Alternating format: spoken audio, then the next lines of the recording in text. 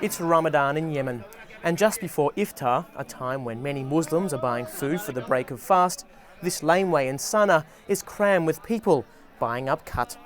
The World Bank estimates that up to 90% of Yemeni men and 50% of women chew khat regularly. After dinner, the men here will probably chew for about 4 hours. So why is khat so popular? Well, you can't do a story about khat without trying khat, so here we go. Thank you very much. There you are. This is about $3 worth, and I've got to eat all of this. Let's go try it. Washed and prepared, it's time to start chewing. Well, it's not very tasty. In fact, it's extremely bitter. And it really does taste exactly like eating leaves. I have to be honest and confess that I'm not looking forward to eating this much khat. The taste did get better as time wore on. Shisha and soft drinks helped.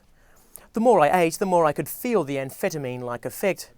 But it didn't have the kind of strong narcotic effect that has made it illegal in the USA, most of the Arab world and parts of Europe.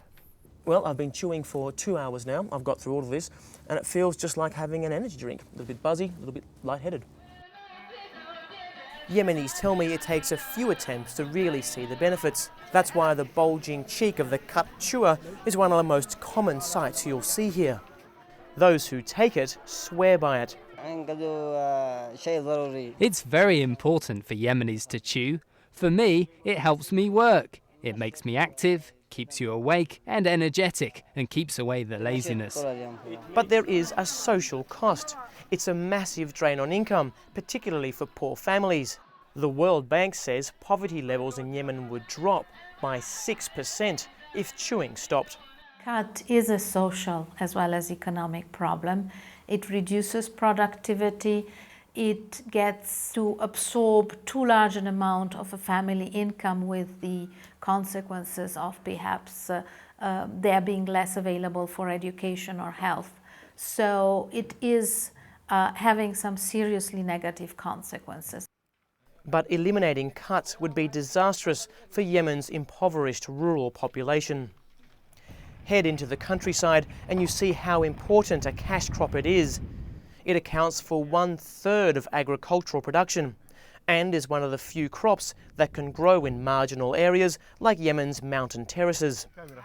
For these farmers who grow both khat and coffee, the choice is obvious. People grow khat rather than coffee for purely financial reasons. 1/3 of my land is used for coffee, 2/3 is used for khat. But I make as much money from the khat as I do from the coffee.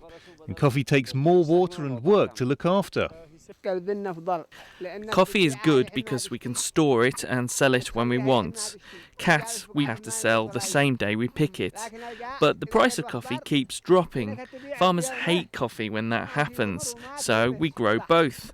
If it wasn't for khat, we wouldn't be able to stay on our farms. That means khat is grown at the expense of other crops.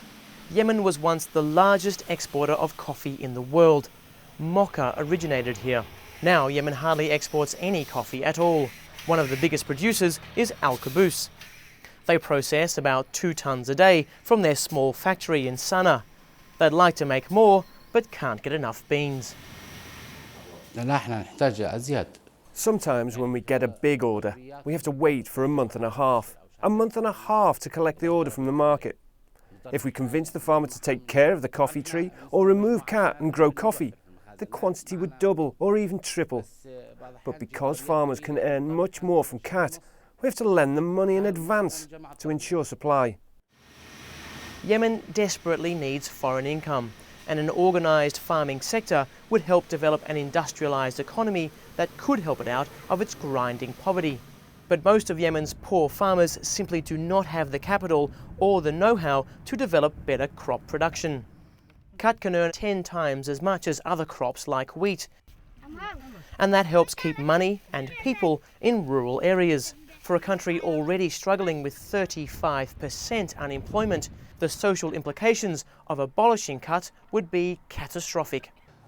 Rural area in Yemen will collapse if khat is not there, because they will not find job and income to stay. So we will see our cities is like other cities which have slums, which you cannot find it in Yemen.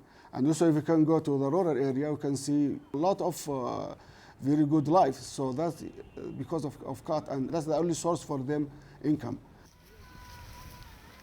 The government knows it has to do something about cut, not least because cut farmers are draining the country's underground wells to produce bigger and bigger crops. Attempts to ban it in the past have failed.